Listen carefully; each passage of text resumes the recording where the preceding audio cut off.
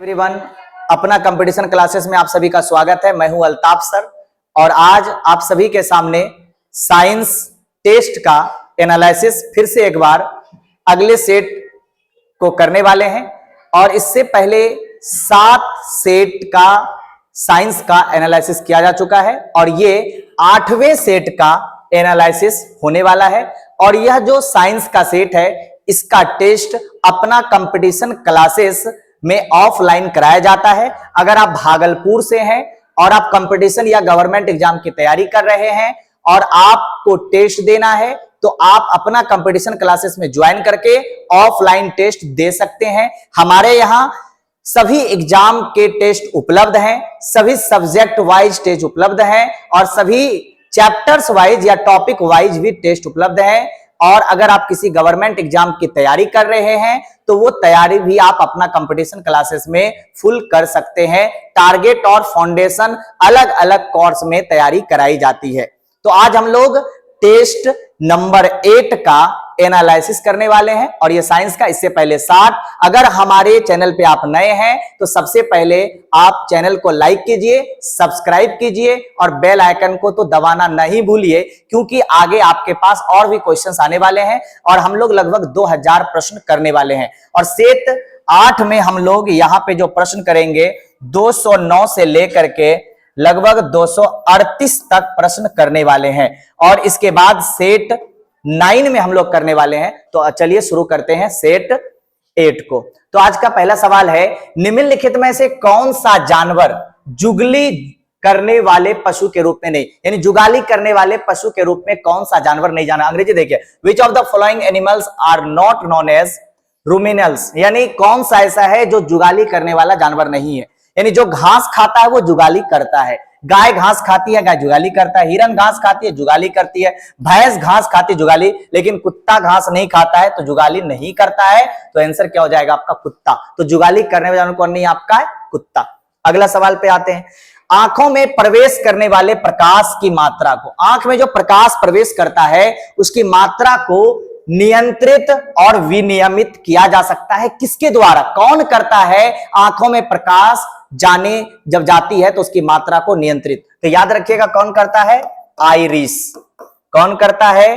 तो आइरिस क्या करता है? नियंत्रित करता है। किसके द्वारा करता है? पुतली। किसके द्वारा करता है? पुतली को सिकुड़ा करके या फैला करके, यानी जब पुतली सिकुड़ेगा तो कम प्रकाश अंदर जाएगा, अगर पुतली फैल जाएगा तो प्रकाश ज्यादा जाएगा। तो कौन करता है? तो आइरिस करता है। तो आंसर क्या हो जाएगा आपका? आइरिस। अगले प्रश्न पे जाते हैं, निम्नलिखित में से कौन सा अंतःस्रावी ग्रंथि नहीं है? अंतःस्रावी ग्रंथि नहीं है। ऑप्शन दिया अंडाशय। अंडाशय क्या अंतःस्रावी है? अग्नाशय ये आपका क्या मिश्रित ग्रंथि है, यानी अंतःस्रावी और बहिःस्रावी दोनों होता है। जिगर, लीवर, लीवर क्या है आपका? बहिःस्रावी। कौन सा ग्रंथि है? बहिःस्रावी ग्रंथि कौन है आपका? लीवर है। और विरसन भी आपका क्या है? अंतःस्रावी। तो लीवर क्या हो जाएगा आपका? आंसर हो जाएगा जिगर। ये क्या है आपका? बहिःस्रावी ग्रंथि है। आगे बढ़ते हैं, पीतरस बनाता है। अगला है, निम्नलिखित में से किस खनिज में मैग्नीशियम नहीं पाया जाता है? विच of the following minerals does not have magnesium? Magnesium किसमें नहीं पाया जाता है? कार्नेलाइट, पहला क्या है आपका? कार्नेलाइट। कार्नेलाइट क्या होता है? तो देखिए, KMgCl3 × 6H2O, इसका ये आपका क्या होता है? सूत्र होता है। तो इसमें आपका Mg पाया जाता है, तो ये आंसर आपका नहीं होगा। दूसरा है आपका, ये ए था। दूसरा है एप्सोमाइट। क्या है आपका? एप्सोमाइट। एप्सोमाइट का फॉर्मूला क्या होता है आपका? MgSO4 × 7H2O। इसमें भी आपका Mg पाया जाता है, तो ये भी आपका नहीं होगा। कैसीराइट, सी क्या है आपका? कैसीराइट। कैसीराइट जो है ये क्या आपका? SnO2, यानी ये क्या है आपका? तो टीन का अयस्क। किसका अयस्क है? टीन का अयस्क है। ठीक है, तो इसमें Mg नहीं पाया जाता है, तो ये आपका आंसर हो सकता है। आगे देखते हैं, डोलोमाइट। डोलोमाइट क्या होता है? डोलोमाइट डोलोमाइट, इसमें भी आपका इसका क्या होता है CaMgCO3 यानी इसमें भी आपका Mg पाया जाता है। तो आंसर क्या हो जाएगा आपका कैल्सीराइट। तो कैल्सीराइट में Mg नहीं पाया जाता है मैग्नीशियम। तो ये आप देख सकते हैं, सबका याद रख सकते हैं फॉर्मूला। आगे बढ़ते हैं, अगला सवाल है मरकरी सल्फाइड। मरकरी सल्फाइड का सामान्य नाम क्या है? Which is mercury sulphides common name. Mercury sulphide का जो सामान्य नाम है क्या है? तो मरकरी सल्फाइड MgS ये होता है। इसी को सिनोबार भी कहते हैं, सिनोबार भी कहा जाता है। और इसको सामान्यतः हम लोग क्या कहते हैं? सिंदूर कहते हैं। जो दूल्हा दुल्हन को कहीं ना कहीं शादी में लगाता है सिंदूर, ठीक है। तो सिंदूर का सूत्र क्या होता है? HgS याद रख सकते हैं, मरकरी सल्फाइड होता है। तो इसका आंसर क्या हो जाएगा आपका? सिंदूर हो जाएगा। आगे बढ़ते हैं, अगला सवाल है ध्वनि डैश के माध्यम में यात्रा नहीं कर सकती है। ध्वनि कहां यात्रा नहीं कर सकती है? तो पहले आपको ध्वनि जानना, ध्वनि होता क्या है? ध्वनि क्या है आपका? यांत्रिक तरंग। क्या है आपका? यांत्रिक तरंग है ध्वनि। और यांत्रिक तरंग होने के कारण ध्वनि को गमन करने के लिए क्या चाहिए? माध्यम। क्या चाहिए? ध्वनि को गमन करने के लिए माध्यम चाहिए। और माध्यम में क्या होता है? कण। इसके लिए कण चाहिए, कण रहेगा तभी ये गमन करेगा। तो कण किसमें होता है? पानी में आपका, वायु में होता है, आपका ठोस में होता है, यानी ठोस, द्रव और गैस, इसमें कण से मिलकर बना होता है। लेकिन निर्वात में नहीं होता है। निर्वात में कण नहीं होता है, इसलिए निर्वात क्या हो जाएगा आपका? आंसर हो जाएगा निर्वात में ध्वनि गमन नहीं कर सकता है। तो वैक्यूम क्या हो जाएगा? यहां कण नहीं होता है और इसको गमन करने के लिए कण चाहिए, माध्यम चाहिए। आगे बढ़ते हैं, यदि एक गेंद को 3 मीटर पर सेकेंड की चाल से ऊर्ध्वाधर यानी ऊपर फेंका जाए, कहां गेंद को फेंका जाए? ऊपर फेंका जाए ऊर्ध्वाधर, तो गेंद की अधिकतम ऊंचाई क्या होगी? तो गेंद की अधिकतम ऊंचाई, तो देखिए यहां पे आपको कहीं ना कहीं फॉर्मूला लग जाएगा, v² बराबर u² माइनस 2gh। ये क्या होता है आपका फॉर्मूला? यहां पे आपका देखिए v यानी ऊपर बॉल को फेंकेंगे तो अंतिम वेग क्या होगा? जाकर के 0, यानी v क्या हो जाएगा? यहां पे अंतिम वेग होता है, इसका मान है 0। u का मान दिया है 3 मीटर पर सेकेंड। क्या है? 3 मीटर पर सेकेंड ही आपका दिया गया है u का मान, ठीक है, गति। उसके बाद आपका g का मान दिया गया है। g का मान कितना लेना है? 10 मीटर पर सेकेंड स्क्वायर, 10 मीटर पर सेकेंड स्क्वायर जी। अब इस पे आप फॉर्मूला पे पुट कर दो। v का मान क्या है? 0, u का मान क्या है? 3 पर स्क्वायर, और ये 2 हो गया। g का मान है 10 और h का h रहने दो। तो ये माइनस वाले क्या हो जाएगा आपका? प्लस हो जाएगा। 20 h बराबर 3 तिया 9, 3 का स्क्वायर कितना हो जाएगा आपका? 9 हो जाएगा। तो h बराबर क्या हो जाएगा? 9/20। इसको जब भाग दोगे तो क्या आ जाएगा आपका? 0.45, यानी 2 से भाग दोगे तो 4.5 आता है, और 10 जाके 4 क्या हो जाएगा आपका? 0.45। और ये ऊंचाई किस में होता है? मीटर में। तो आंसर क्या होगा? 0.4 मीटर। तो ये आप समझ चुके होंगे। आगे बढ़ते हैं, अगला सवाल है मूत्रालियों के पास प्रायः नाक में चुभने वाली गंध, यानी मूत्र में गंध पूछा गया, किसके कारण होता है? अमोनिया। किसके कारण होता है आपका? Ammonia. Direct answer ammonia. Ammonia के कारण मूत्र में क्या होता है आपका? गंध होता है। आगे बढ़ते हैं, सूर्य के प्रकाश को पृथ्वी की सतह तक पहुंचने में कितना समय लगता है? बहुत ही आसान question. How long does it take sunlight to reach the earth surface? यानी पृथ्वी तक पहुंचने में सूर्य के प्रकाश को कितना लगता है? 8 मिनट 16 सेकेंड। कितना लगता है? 8 मिनट 16 सेकेंड लगभग पूछा है, तो इसको 8 मिनट भी कह सकते हैं। तो आंसर क्या हो जाएगा आपका? 8 मिनट। अगले सवाल की ओर बढ़ते हैं, अगला सवाल है अमीबा। अमीबा क्या होता है? आकार विहीन होता है, एक कोशिकीय जीव है, ठीक है।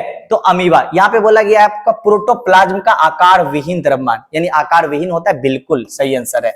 जूते के आकार का बिल्कुल नहीं। सुटकेस से ढका हुआ शरीर, सुटकेस से ढका हुआ नहीं। सल्क से ढका हुआ शरीर बिल्कुल नहीं होता, एक कोशिका कुछ ढका हुआ नहीं। ये क्या होता है? आकार विहीन एक कोशिकीय जीव है। अगले सवाल पे बढ़ते हैं, शैवाल पौधों में नर मादा अंग कहलाते हैं। तो शैवाल जो एक पौधा होता है, एल्गी शैवाल, इसका नर और मादा पूछा गया। नर युग्मक और मादा, नर अंग और मादा अंग क्या कहलाता है? तो देखिए नर अंग क्या कहलाता है इसका आपका? एंथेरिडियम क्या कहलाता है? एंथेरिडियम। और मादा युग्मक क्या कहलाता है आपका? तो ये कहलाता है स्त्रीधानी। स्त्रीधानी। तो क्या हो जाएगा आंसर आपका? तो देखते हैं, पुमंग जायमंग नहीं होगा, एंथ्रेडियम तो सही है, अंडाजानी भी नहीं होगा, एंथ्रेडियम और स्त्रीधानी ये आपका क्या हो गया? आंसर हो गया सी नंबर, याद रखना पड़ेगा। ठीक है, आगे बढ़ते हैं। निम्नलिखित में से कौन सा फाइलम कोइलेट्रेट का सदस्य है? फाइलम कोइलेट्रेट का सदस्य है, तो देखते हैं इसमें। तो ये आपका सिकॉन दिया है, किलियोना दिया है, शुक्र की फूलों की टोकरी दी गई है, और जल वायाल यानी हाइड्रा दिया गया है। तो याद रखिएगा ये तीन जो आपका दिया गया है, ये तीनों स्पंज किसका है? स्पंज का सदस्य है। किसका सदस्य है आपका? स्पंज का ये तीनों आपका सदस्य है। और ये हाइड्रा किसका सदस्य है आपका? कोएलेट्रेट। किसका सदस्य है? कोएलेट्रेट का क्या है? ये आपका सदस्य है। तो आंसर क्या हो जाएगा? हाइड्रा। क्या हो गया आंसर आपका? हाइड्रा। आगे बढ़ते हैं। पक्षी वर्ग। पक्षी वर्ग, पक्षी क्या करती है? अंडा देती है। पक्षी क्या करती है आपकी? अंडा देती है। तो यहां बोला गया अंडाकार। अंडाकार उसको कहा जाता है जो अंडा देता है। जो क्या देती है? अंडा देती है। पिंडज जो बच्चे देती है। क्या देती है? बच्चे देती है, उसको क्या कहते हैं? पिंडज। अंडजरायुज। अंडजरायुज किसको कहते हैं? जो अंडा देती है। अंडा को शरीर के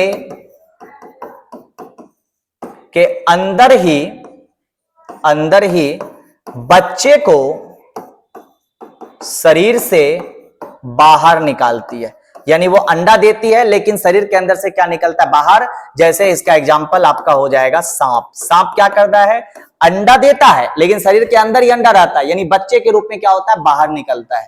ठीक है, तो क्या हो जाएगा आपका? तो पक्षी क्या करती है? अंडा देती है। और बांझ का मतलब जो बच्चा नहीं देता है उसको क्या कहते हैं हम लोग? बांझ। तो क्या हो जाएगा? पक्षी अंडा देती है। तो ए नंबर आपका क्या हो गया? आंसर हो गया। आगे बढ़ते हैं। अगला सवाल है, नेत्र दोष मायोपिया। नेत्र दोष मायोपिया का दूसरा नाम क्या है? तो देखिए मायोपिया का दूसरा नाम क्या है? तो इसी को बोलते हैं निकट दृष्टि दोष। निकट दृष्टि दोष। और इसी का एक नाम और है आपका अदूरदर्शिता। अदूरदर्शिता। तो ये दोनों आपका कहीं ना कहीं है। ठीक है, इसमें क्या होता है? निकट की वस्तु साफ साफ दिखाई देती है लेकिन दूर का वस्तु जो होता है धुंधला दिखाई देता है। तो इसका दो आंसर आपका क्या है? सही है। ठीक है, आगे बढ़ते हैं। अगला क्या है? डैश लिपस्टिक में पाए जाने वाला एक डाई है। लिपस्टिक में पाए जाना, dash dye found in lipstick. Lipstick में कौन पाया जाता है? तो याद रखिएगा कार्माइन। कौन पाया जाता है आपका? कार्माइन एक एसिड होता है। ठीक है, जो एल्युमिनियम नमक का होता है। तो कार्माइन क्या है आपका? ये लिपस्टिक में पाया जाता है, याद रखिएगा। सुगंधित द्रव होता है। अगला पढ़ते हैं। डैश एक एडिटिव जिसका उपयोग स्टेबलाइजर के रूप में परिसंस्कृत खाद्य पदार्थों को, यानी परिसंस्कृत खाद्य पदार्थों को मजबूती जोड़ने के लिए किया जाता है। यानी पैकिंग के समय जो हम लोग फूड पैकिंग करते हैं उसमें किसका उपयोग किया जाता है? बेंजोइक अम्ल का नहीं किया जाता है। अमोनियम सल्फेट, कैल्शियम सल्फेट किसका प्रयोग किया जाता है? कैल्शियम सल्फेट का। जब पैकिंग किया जाता है ज्यादा दिन तक रखने के लिए क्या मिला उसमें? कैल्शियम सल्फेट का उपयोग करते हैं पैकिंग करने के लिए, याद रखिएगा। अगला सवाल पे चलते हैं। Peter Henley. पीटर हेनले को किसके आविष्कार के रूप में जाना जाता है? तो देखिए Peter Henley, Peter Heinlein. Peter Heinlein कौन था? तो ये जर्मनी का। कहां का है ये आपका? जर्मनी का है। और इन्होंने कहीं ना कहीं आविष्कार किया था 1505 में। कहा जाता है दो चीज इन्होंने बनाया है, एक ताला को बनाया था और एक आपका घड़ी को। किसको बनाया? आपका घड़ी को बनाया था। और पहली बार जेब घड़ी, कौन सा घड़ी? जेब घड़ी इन्होंने ही पीटर हेनले ने बनाया था। तो किसका आविष्कारक है आपका? घड़ी का, याद रखिएगा। किसका आविष्कारक है? घड़ी का। अगले सवाल में बोस बुबलिस डैश एक डैश है। वो बोस बुबलिस क्या है? तो देखिए बोस बुबलिस, बोस बुबलिस क्या है? तो ये भैंस का वैज्ञानिक नाम है। क्या ये आपका भैंस का साइंटिफिक यानी वैज्ञानिक क्या है आपका? नाम है। बोस बुबलिस क्या है आपका? तो भैंस का एक वैज्ञानिक नाम है। तो इसका आंसर क्या हो जाएगा? भैंस। आगे बढ़ते हैं। अगला सवाल है, निम्नलिखित में से कौन सा विटामिन हमारी त्वचा और आंख को स्वस्थ रखता है? त्वचा और आंख को स्वस्थ रखने वाला विटामिन कौन है? तो विटामिन ए। विटामिन ए से आंख और त्वचा दोनों क्या होता है आपका? स्वस्थ रहता है, याद रखिएगा। अगले सवाल पे चलते हैं। अगला सवाल है, भारी व्यायाम के बाद हमारी मांसपेशियों में ऐंठन का कारण क्या बनता है? We get muscles cramps after heavy exercise because of the, यानी जब आप ज्यादा व्यायाम करते हैं, भारी व्यायाम करते हैं तो क्या बन जाता है? तो देखिए, जब आप व्यायाम करोगे, एक्सरसाइज करोगे तो आपको ऊर्जा ज्यादा चाहिए, और ऊर्जा ज्यादा के लिए क्या करना चाहिए आपको? ग्लूकोज जो आपके बॉडी में है वो ऑक्सीजन के उपस्थिति में कहीं ना कहीं जलना चाहेगा, तभी क्या मिलेगा? ऊर्जा। और ऑक्सीजन जब नहीं मिल पाता है तो ग्लूकोज ऊर्जा देने के चक्कर में कहीं ना कहीं क्या होता है? कम ही ऑक्सीजन में जलना शुरू होता है, वो ग्लूकोज जल के क्या बन जाता है? Lactic acid. और यही लैक्टिक एसिड जाकर के मांसपेशियों में जमा हो जाता है, जिससे ऐंठन होता है, और क्या होता है? इससे कहीं ना कहीं आपका शरीर दर्द, यानी दर्द भी होने लगता है, ऐंठन होने लगता है। क्या हो जाता है? तो लैक्टिक एसिड क्या हो जाता है? लैक्टिक एसिड के संचयन, यानी लैक्टिक एसिड के जमा होने से दर्द होता है। तो क्या हो जाएगा? लैक्टिक एसिड का पूर्ण विघटन बिल्कुल नहीं, लैक्टिक एसिड का संचयन। तो क्या होता है? लैक्टिक एसिड का संचयन। मांसपेशियों को ऑक्सीजन की आपूर्ति, अतिरिक्त आपूर्ति बिल्कुल नहीं होता है। कार्बन डाइऑक्साइड का संचयन। तो क्या हो जाएगा आंसर आपका? Lactic acid. तो ये पढ़ाया जाता है श्वसन चैप्टर में, कुछ चैप्टर में, रिस्पायरेशन चैप्टर्स में। आगे बढ़ते हैं। अगला सवाल है, यदि वेलोसिटी है एयर, वाटर और आपका स्टील में क्रमशः वायु, जल और इस्पात में ध्वनि की गति होती है। तो देखिए, ध्वनि की गति इस्पात में कितना होता है? इस्पात में कितना होता है ध्वनि का गति? जल में कितना होता है ध्वनि का गति? और वायु में कितना होता है? तो देखिए, इस्पात में कितना है? 5960 मीटर पर सेकेंड। और इसमें जल में कितना होता है आपका? 1480 मीटर पर सेकेंड होता है, और वायु में 377 मीटर पर सेकेंड। यानी सबसे ज्यादा किसमें होता है आपका? इस्पात में, उसके बाद जल में, और सबसे कम किसमें होता है? वायु में। तो सबसे कम किसमें हो जाएगा? वायु में। उसके बाद ज्यादा क्या? जल में हो जाएगा, वाटर में। उसके बाद आपका स्टील में हो जाएगा। यानी सबसे ज्यादा किसमें होगा? यानी अधिक किसमें होगा आपका? तो अधिक हो जाएगा स्टील में, और कम किसमें होगा आपका? एयर में। तो देखते हैं इस तरह का कोई ऑप्शन है क्या? तो भी ए छोटा, तो ये आपका दिख रहा है, ए नंबर क्या हो गया आपका? आंसर हो गया। याद रख सकते हैं इसको। अगले सवाल पे, कार्बोहाइड्रेट कितने प्रकार का होता है? कार्बोहाइड्रेट, तो देखिए, कार्बोहाइड्रेट सामान्यतः 3 प्रकार का होता है। कार्बोहाइड्रेट जो है सामान्यतः कितने प्रकार का होता है? तो याद रखोगे 3 प्रकार। कितने प्रकार का होता है? 3 प्रकार का होता है। कौन कौन सा प्रकार है? तो देखिए, तीनों प्रकार का नाम आप, सबसे पहला मोनोसेकेराइड, डाइसेकेराइड और आपका पॉलीसेकेराइड। क्या क्या होता है? मोनोसेकेराइड, सेकेराइड, दूसरा क्या होता है आपका? डाइसेकेराइड, और तीसरा क्या होता है आपका? पॉलीसेकेराइड। क्या होता है? पॉलीसेकेराइड। तो ये 3 तरह का होता है, याद रखिएगा। तो आंसर क्या हो जाएगा आपका? 3। और भी देखिए, आप इसको और भी बांट सकते हैं, मोनोसेकेराइड, डाइसेकेराइड, ट्राइसेकेराइड, टेट्रासेकेराइड, ओलिगोसेकेराइड, पॉलीसेकेराइड, बहुत तरह का सेकेराइड। लेकिन सामान्यतः कितने प्रकार का होता है? 3 प्रकार का। आगे बढ़ते हैं। प्रति इकाई क्षेत्रफल, प्रति इकाई क्षेत्रफल लगने वाले बल को क्या कहते हैं? प्रति इकाई क्षेत्रफल पर जो बल लगता है उसको क्या कहते हैं? प्रेशर, यानी P बराबर F/A। तो ये क्या होता है? दाब। यानी प्रति इकाई क्षेत्र लगने वाले बल को क्या कहता है? एक जगह पे अगर आप बल लगाओगे तो वो क्या किसमें कन्वर्ट हो जाता है? दाब में। किसी एरिया पे स्पेशल आप दबाव बनाओगे, यानी बल लगाओगे, तो वो क्या बन जाएगा आपका? तो वो बन जाएगा दाब। तो आंसर क्या हो जाएगा आपका? प्रेशर। क्या हो जाएगा आपका? प्रेशर। आगे बढ़ते हैं। अगला सवाल है, सर्वाहारी।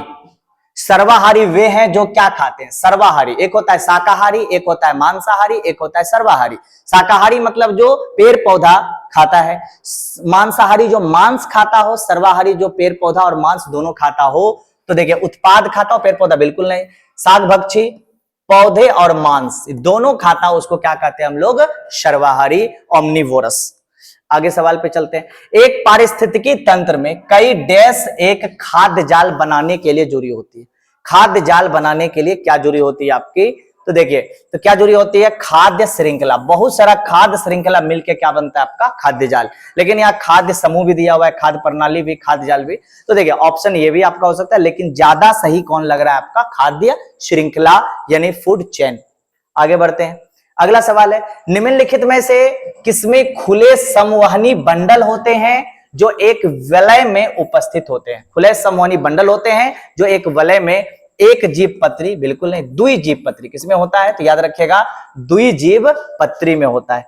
आगे बढ़ते हैं, निम्नलिखित में से कौन सा एक विषम है? विषम मतलब जो अलग हो, जिसका कोई जोड़ा ना हो, बेजोड़ हो, अलग हो। तो देखिए इसमें दिया है पेट्रोमाइजोन, मिक्साइन, हैंगफिश, स्कोलियोडान। तो ये आपका जो तीन दिख रहा है, ये तीनों क्या है कि जबरा रहित मछली है। क्या है? जबरा रहित मछली का प्रकार है, जबरा रहित मछली का प्रकार है। और ये आपका जो स्कोलियोडान है, ये क्या है? जबरा वाली मछली का प्रकार है। मछली का क्या है? आपका प्रकार है। तो ये तीनों एक है, ये अलग है, यानी विषम है कौन आपका? तो ऑड वन कौन है आपका?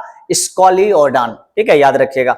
अगले सवाल पे बढ़ते हैं, निम्नलिखित में से कौन सा सिंथेटिक फाइबर का लाभ नहीं है? सिंथेटिक फाइबर मतलब जिस फाइबर को, जिस रेशा को हम बनाते हैं अपने हाथ से, केमिकल से तैयार करते हैं, उसका लाभ कौन सा नहीं है? लाभ कौन सा नहीं है? लाभ जो नहीं बताना, लाभ जो नहीं है। ठीक है, तो देखिए आसानी से सिकन हो जाता है पहला। दूसरा देखते हैं, ये फाइबर मजबूत होता है, लोचदार होता है, इसे उछालने के गुण देते हैं। बिल्कुल होता है। तो याद रखिएगा क्या होता है, ये फाइबर का गुण है, आर्टिफिशियल फाइबर का, बहुत अच्छा होता है। कपास जैसे प्राकृतिक रेशों की तुलना में अधिक समय तक रंग और चमक होता है। बिल्कुल सही होता है, प्राकृतिक में नहीं होता है, लेकिन आर्टिफिशियल में अपने जैसा बना सकते हैं, जैसा भी चाहे। सिंथेटिक फाइबर पेट्रोकेमिकल से बने होते हैं और बहुत लंबे समय तक पर्यावरण, बिल्कुल पेट्रोकेमिकल से बने होते हैं और लंबे समय तक पर्यावरण में और पर्यावरण को दूषित भी करता है। तो ये तीनों जो गुण है आपका, वो किसमें पाया जाता है? सिंथेटिक फाइबर में। लेकिन ये नंबर दिया आसानी से सिकन, इसमें झुर्रियां पड़ जाती है, यानी आसानी से क्या पड़ जाती है? आसानी से झुर्रियां, आसानी से क्या पड़ जाती है? झुर्रियां पड़ जाती है। बिल्कुल नहीं पड़ती है। तो ये क्या हो जाएगा आंसर? ये इसका गुण नहीं है। आगे बढ़ते हैं, अगला सवाल है, निर्देश निम्नलिखित प्रश्न में दो कथन है, जिनमें से एक को अभिकथन और दूसरा को कारण के रूप में लेबल किया गया है। आपको इन दोनों कथनों को सावधानी पूर्वक जांच करनी है और दिए गए विकल्पों के प्रश्नों का सही उत्तर देना है। और इस तरह का प्रश्न आपको बीपीएससी पीसीएस के एग्जाम में देखने को मिलता है, जो भाषा के रूप में, कथन और कारक के रूप में दिया जाता है। ठीक है, पहले ये यूपीएससी के रूप में आता था, लेकिन अब बीपीएससी भी इसको फॉलो करता है। आने वाले समय में हर एक एग्जाम में दिया जा सकता है। तो आपको इस लेवल का भी प्रश्न, देखिए भारी नहीं होता है, लेकिन आपको भाषा समझना पड़ेगा।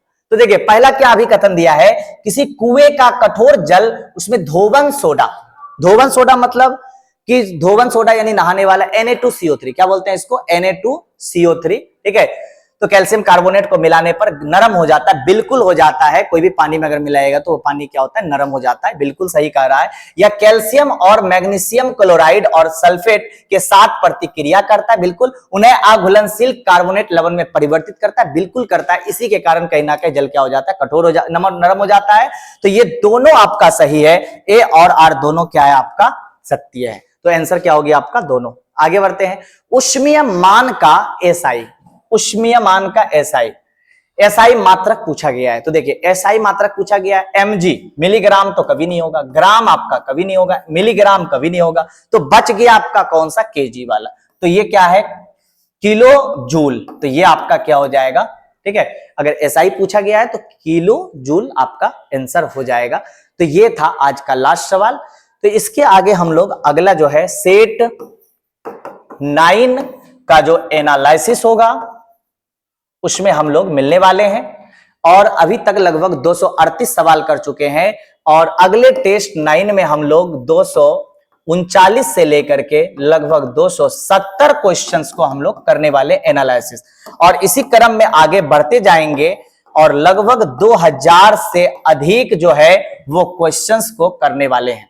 तो आप हमारे साथ जुड़े रहिए। अगर हमारे चैनल पे आप नए हैं तो आप चैनल को सब्सक्राइब कीजिए, लाइक कीजिए और बेल आइकन को तो दबाना नहीं भूलिए, क्योंकि आपको आने वाला जो क्वेश्चंस है, अभी साइंस चल रहा है, इसी तरह से आपका हिस्ट्री का चलने वाला है, ज्योग्राफी का, पॉलिटिकल साइंस का, आपका इकोनॉमिक्स का, मैथ, रीजनिंग, यानी हर एक सब्जेक्ट का लगभग 2-3 हजार प्रश्न आपका यूट्यूब पर एनालिसिस कराया जाएगा। आप सिर्फ एनालिसिस अगर सही से कर लीजिएगा तो आपका सिलेक्शन हो सकता है। यानी आप थोड़ा सा अगर पढ़ लेते हैं और एनालिसिस करते हैं तो आपको एग्जाम्स में बहुत फायदा होने वाला है। अगर आप भागलपुर से हैं और इस टेस्ट को अगर आप देना चाहते हैं या इस सीरीज से अगर आप जुड़ना चाहते हैं तो आप भागलपुर में अपना कंपटीशन क्लासेस में ज्वाइन कर सकते हैं। और यहां ये टेस्ट ऑफलाइन सेंटर पर चलाया जाता है और हमारे सेंटर का पता है लाल कोठी, आशानंदपुर, शीतला मंदिर के पास, भागलपुर। और डिस्क्रिप्शन बॉक्स में हमारा नंबर दिया होगा, पता दिया होगा, आप उस नंबर पर कॉल करके ज्यादा जानकारी ले सकते हैं। तो हम लोग मिलेंगे अगले सेट 9 का एनालिसिस करते हुए। आज के लिए दोस्तों इतना ही। जय हिंद, जय भारत।